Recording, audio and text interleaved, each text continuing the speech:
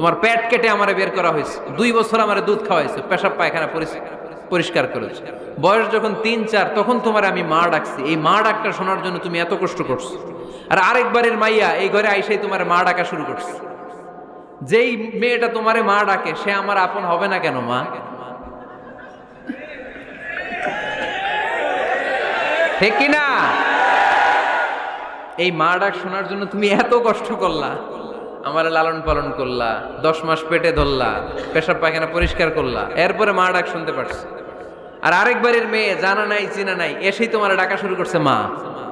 তো যে আমার মারে মা ডাকে তার স্থান তো আমার কলিজায়, ঠিক কিনা?